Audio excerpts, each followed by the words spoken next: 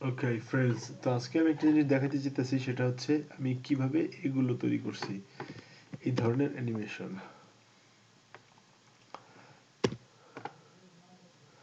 এই যে এইটা কিভাবে করা হয়েছে, গেল ওয়ান, আর এইটা, হ্যাঁ। সো এইটা কিভাবে হয়েছে, আর হচ্ছে তোমার এই জিনিসটা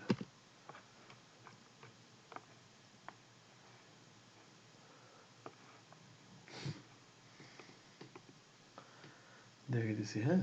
সো এটা কি করে হয়েছে আমি setai ট্রাই করবো aske শেখানোর.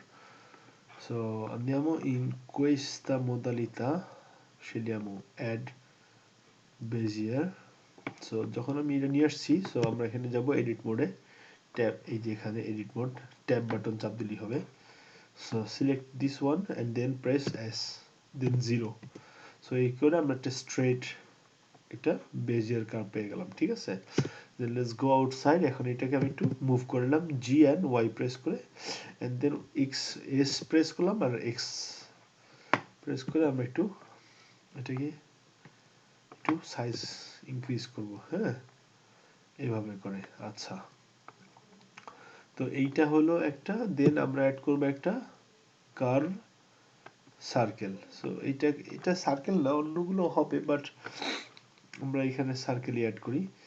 দেন এটাকে আমরা চাইলে একটু ইনক্রিজ করতে পারি, লাইক 2, দেন একটু মুভ করলাম অ্যালং।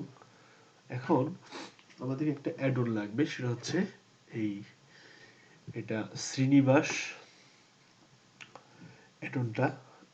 এটা হচ্ছে এস সাইন শেপ কিস, এটা বেজিয়ার।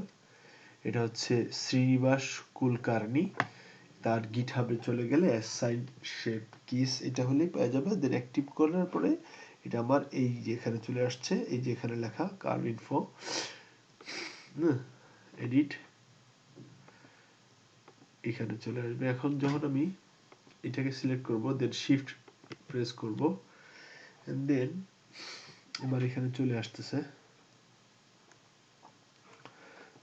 এই দুটাকে সিলেক্ট করার পরে দেন আমি এটাকে সিলেক্ট করতে হবে, সরি হয় নাই, এটা অ্যাক্টিভ হয়ে গেল। অ্যান্ড দেন এটা মনে হয় অ্যাক্টিভ হয়নি। আচ্ছা, so something is missing.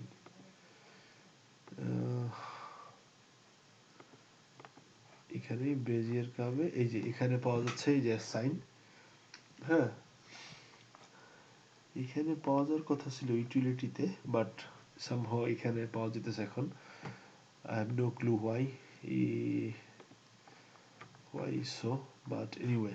So এখানে পাওয়া গেল, আমি এখানে অ্যাসাইন, তো ওই নিচের এটা চলে ভ্যানিশ। সো এখন আমাকে কি করতে হবে, এখানে আসতে হবে, অ্যান্ড দেন আমি এখানে আসার পরে শেপ কিসে আসলাম, নিচে নামলাম এখানে। এখন দেন এখানে আমি একটা ভ্যালু দিলাম, অ্যান্ড দেন আমি একটু আগে চলে আসি, আর এখানে এসে আমি এই যে দেখছো, এভাবে এটাকে 100 নিয়ে আসলাম। অ্যান্ড কি, এখন আমি যদি পিছনে যাই, শিফট আর লেফট বাটন চাপ, মানে এখানে চাপ দিলেও হবে, ক্লিক করলেও শিফট আর এটা লেফট বাটন, দেন আমি স্লোলি এটা গ্রাজুয়ালি এটা কি হচ্ছে, এটা হচ্ছে একটা মরফিং হইতেছে, একটা থেকে আরেকটা ট্রান্সফর্ম। সো এটা হলো গেল ফার্স্ট ওয়ান। এখন আমরা দেখব এই যে এইটা কিভাবে হয়েছে। সো এটা আমরা অপোজিটটাও করতে পারি, বাট ওয়েল, এখন আমরা এটাকে ইয়ে করলাম, এখন এটাকে আমরা নিয়ে আসলাম একটা কিউব দিয়ে করি এটা, ঠিক আছে। সো এটাকে আমরা এস প্রেস করে এবং এক্স এক্সেস এটাকে আমরা এইভাবে বড় বানাইতেছি, ঠিক আছে। সো যাতে করে একটু দেখতে সুন্দর। আচ্ছা ঠিক আছে, এখন আমাদের যেতে হবে এডিট মোডে। এডিট মোডে যাওয়ার পরে এই যে কাট এটা নিয়ে আসতে হবে, দেন এটাকে আমরা এখানে দিব আমরা ধরো 200, হ্যাঁ। আচ্ছা, এখন আমরা চলে আসলাম outside.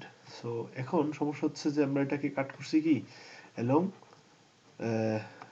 A plane parallel to Y and Z ডিরেকশনে।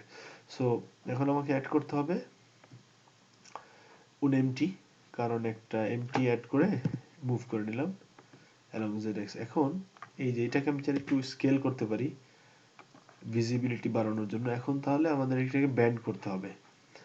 সো ব্যান্ড করার জন্য আমার আছে modifier, simple band modifier, and then এখানটাতে আমি নিয়ে আসবো এই এমটি। সো এখন এখানে band along Z axis. So এখন এটাকে আমি 360 করে ফেলি। তার মানে এখন এটা কি এভাবে ব্যান্ড হয়ে গেছে। তা আমি এই মুহূর্তে এটাকে একটা কি ফ্রেম করে ফেললাম, অ্যান্ড দেন এইখানে 100-এ নিয়ে আসলাম, এখানে নিয়ে আসলাম এটাকে 0। এখন তার মানে স্ট্রেট লাইন হয়ে গেল। এখন আমি যদি শিফট প্রেস করে ব্যাক কি করি, তাহলে স্লোলি এটা কি হইতেছে, একটা সমস্যা হচ্ছে যখন এটা এরকম হইতেছে সাইজটা ছোট হয়ে যেতেছে। সো আমাদেরকে খেয়াল রাখতে হবে যে এই সাইজটা যাতে ছোট না হয়। সো এইটার জন্য বেসিক্যালি আমাদের ওই কার্ভটাকে ব্যবহার করাটা বেটার হয়েছে, ঠিক আছে। সো আই থিঙ্ক এটা হেল্প করবে।